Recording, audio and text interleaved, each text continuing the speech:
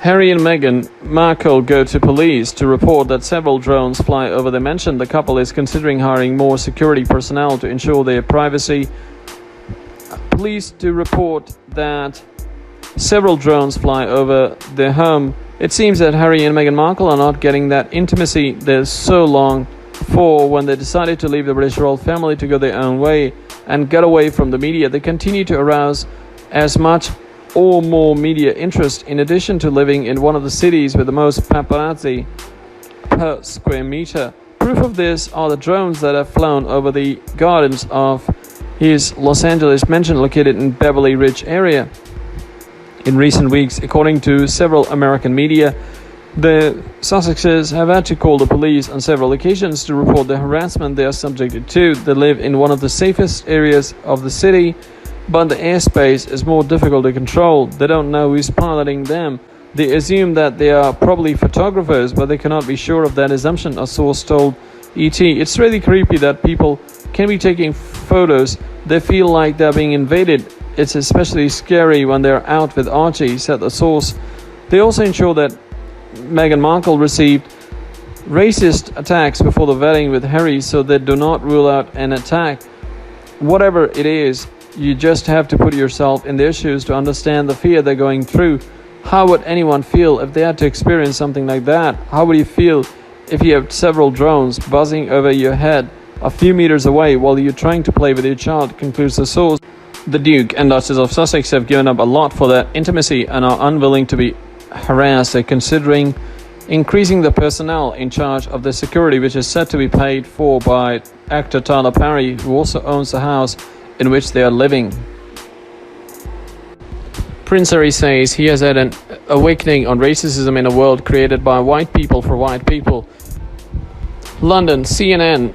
Prince Harry has described his awakening to the existing system of systemic racism, saying that the world that we know had been created by white people for white people. Harry said he only recently recognized the full extent of racism in everyday life, telling the UK's Evening Standard newspaper, "I've had an awakening as such of my own because I wasn't aware of so many issues and so many of the problems within the UK, but also globally as well. I thought I did, but I didn't." Harry and his wife Meghan, Duchess of Sussex, were talking to the paper from their home in California at the start of Black History Month, which is marked every October in Britain.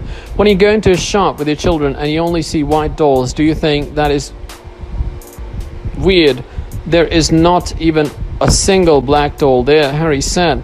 I use that just one example of where we as white people don't always have the awareness of what it must be like for someone else of a different colored skin, of a black skin, to be in the same situation as we are, where the world that we know has been created by white people for white people, he added. Meghan also praised the Black Lives Matter movement for promoting a conversation about racism in the US and worldwide. That's uncomfortable for people, and we recognize that.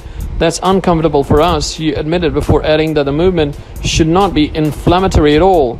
It should be really exciting, actually. The couple unveiled a list of British trailblazers with the newspaper highlighting a number of prominent Black Britons, including book prize-winning author Bernardine Evaristo and Olympic boxer Nicola Adams.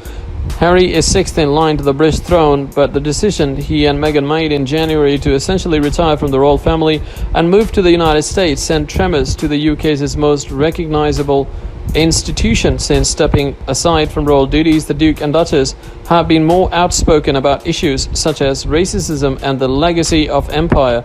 Earlier this year, the pair encouraged the UK to reckon with its colonial past, highlighting the wrongs of its historic movement and involvement in the countries that now make up the Commonwealth. When you look across the Commonwealth, there is no way that we can move forward unless we acknowledge the past. Harry said in July, "It's not going to be easy, and in some cases it's not going to be comfortable, but it needs to be done because guess what? Everybody benefits."